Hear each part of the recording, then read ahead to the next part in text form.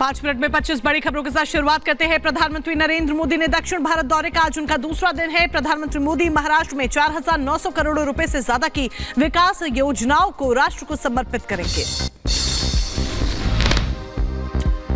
प्रधानमंत्री मोदी आज किसानों को देंगे बड़ी सौगात। महाराष्ट्र के यवतमाल में किसान सम्मान निधि की 16वीं किस्त भी जारी करेंगे। तमिलनाडु के मदुरै में मीनाक्षी अम्मन मंदिर पहुंचे प्रधानमंत्री। मंदिर में पूजा अर्चना कर लिया आशीर्वाद। पीएम मोदी ने इंडिया अलायंस और डीएमके को घेरा। कहा उनकी एक ही चिंता है कि कैसे परिवार की दुकान चलती रहे। अपने परिवार को बढ़ावा देकर तमिलनाडु के हर युवा का विकास रोका। हिमाचल में संकट में सुक्खू सरकार। सूत्रों के हवाले से खबर, बीजेपी सुक्खू सरकार के खिलाफ ला सकती है अविश्वास प्रस्ताव। हिमाचल में सियासी हलचल तेज। कांग्रेस के 6 बागी समेत 9 विधायकों ने बढ़ाई टेंशन। कड़ी सुरक्षा व्यवस्था के बीच एक होटल में शिफ्ट किया गया। हिमाचल में क्रॉस वोटिंग करने वाले 9 विधायकों को पंचकुला के सेक्टर 1 स्थित पीडब्ल्यूडी रेस्ट हाउस में रखा गया था। कुछ घंटे बाद सभी विधायकों को कड़ी सुरक्षा में एक होटल में शिफ्ट किया गया। हिमाचल के राज्यपाल से मिलेंगे पूर्व सीएम और बीजेपी नेता जयराम ठाकुर। सुबह 7:30 बजे राज्यपाल से करेंगे मुलाकात। बीजेपी विधायक दल की भी बैठक बुलाई। उत्तर प्रदेश राज्यसभा चुनाव में 8 सीटों पर बीजेपी ने लहराया परचम। सुधांशु त्रिवेदी, आरपीएन सिंह समेत बीजेपी के 8 उम्मीदवार जीते। क्रॉस वोटिंग का बीजेपी को फायदा मिला। सीएम योगी ने जीते प्रत्याशियों का किया स्वागत। राज्यसभा चुनाव में क्रॉस वोटिंग करने वाले सपा के 7 विधायकों को अखिलेश यादव ने बताया विरोधी। कहा उन पर करेंगे कठोर कार्रवाई। कर्नाटक में कांग्रेस के 3 उम्मीदवार राज्यसभा चुनाव जीते। अजय माकन, सैयद नसीर हुसैन और सीजी चंद्रशेखर जीते। बीजेपी विधायक ने कांग्रेस के पक्ष में की क्रॉस वोटिंग। बिहार में महागठबंधन को एक और झटका। महागठबंधन के 3 विधायकों ने पाला बदला। कांग्रेस के 2 मुरारी गौतम, सिद्धार्थ सौरभ और आरजेडी की संगीता कुमारी बीजेपी के साथ। लैंड फॉर जॉब मामले में आज फिर राउज एवेन्यू कोर्ट में होनी है सुनवाई। मामले में आरोपी राबड़ी देवी, मीसा भारती और हेमा यादव की नियमित जमानत पर सुनवाई होगी। पूर्व सांसद जयाप्रदा की बड़ी मुश्किलें। रामपुर के एमपी एमएलए कोर्ट ने फरार घोषित किया। पुलिस को ढूंढकर कोर्ट में पेश करने का आदेश दिया गया। 2019 में चुनाव में आचार संहिता के उल्लंघन का है मामला। लोकसभा चुनाव से पहले सीएए की तैयारी। सूत्रों से खबर, गृह मंत्रालय आचार संहिता लागू होने से पहले सीएए पर जारी कर सकता है अधिसूचना। बिहार के दौरे पर रहेंगे आज रक्षा मंत्री राजनाथ सिंह। सीतामढ़ी में माता सीता के करेंगे दर्शन। संवाद कार्यक्रम में लेंगे हिस्सा।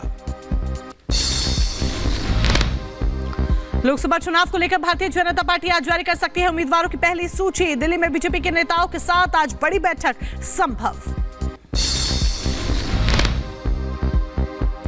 यूपी के मुजफ्फरनगर में मामूली बात पर 2 गुटों में संघर्ष। दोनों तरफ से जमकर हुई फायरिंग। 2 की मौत, 2 गंभीर रूप से घायल।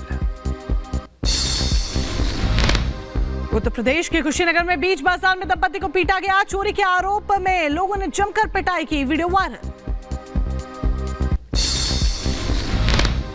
यूपी के बुलंदशहर में बीच हाईवे पर धुड़दंग गई। चलती कार पर 5 युवकों ने स्टंटबाजी की। पुलिस ने सभी को गिरफ्तार किया। भारत ने यूक्रेन को सौंपी मानवीय सहायता की 16वीं खेप, जिसमें portable X-ray machine, electro hydraulic operation table सहित कई जरूरी चिकित्सा उपकरण शामिल। जो बाइडेन ने यूक्रेन और इजराइल के लिए आपातकालीन सहायता देने का आह्वान किया। कांग्रेस के शीर्ष 4 नेताओं से सहायता देने की अपील की गई है।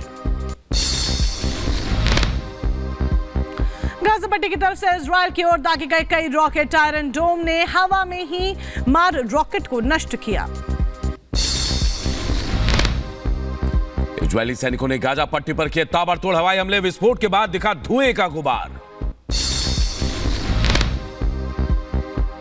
पोलैंड की राजधानी वार्सो में हजारों किसानों ने निकाला मार्च। यूक्रेनी संघ की नीतियों के विरोध में एकत्रित हुए किसानों ने विरोध जाहिर किया।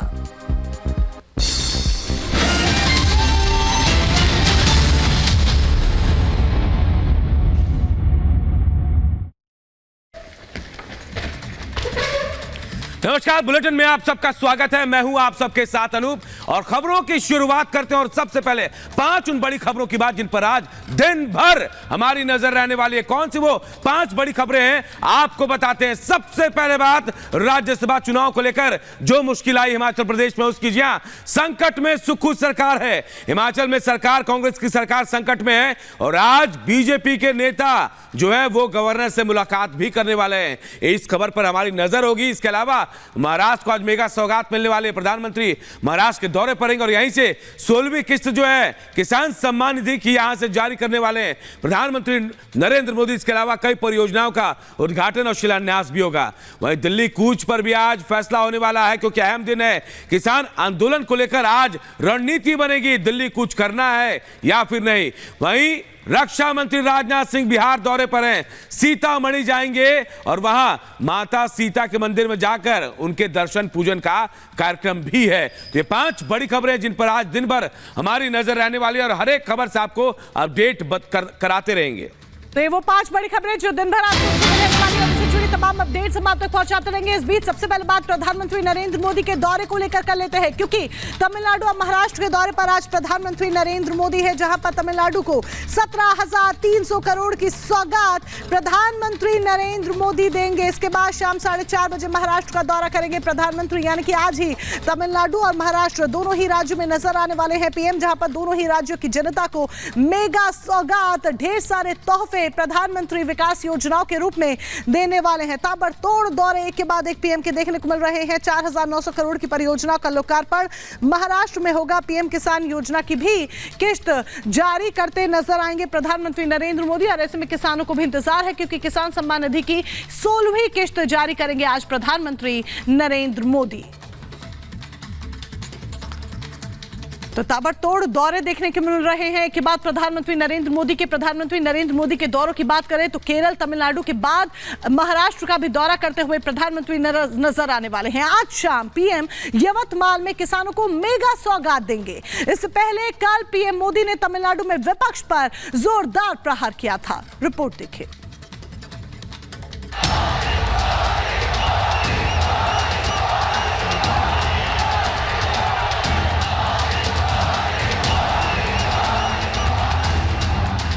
ये मोदी का उद्घोष है। 2024 के लोकसभा चुनाव की लड़ाई का जोश है। लोकसभा चुनाव जैसे जैसे करीब आ रहे हैं, सियासी पारा चढ़ता जा रहा है और इस जोश में विपक्ष के शब्द बाढ़ खंड खंड होते दिखाई दे रहे हैं। इंडी गठबंधन के घटक दल एक दूसरे पर छींटाकशी करते थकते नहीं है, लेकिन मोदी का टारगेट भी सेट है और 2024 में जीतने का रोड मैप भी। 2024 के लोकसभा चुनाव में विपक्ष अपनी हार मान चुका है। अपनी हार तय देखकर वो बौखलाया हुआ है। उसके पास देश के विकास का रोड मैप नहीं है। इसलिए उसने एक ही एजेंडा बनाया है, मोदी को गाली दो।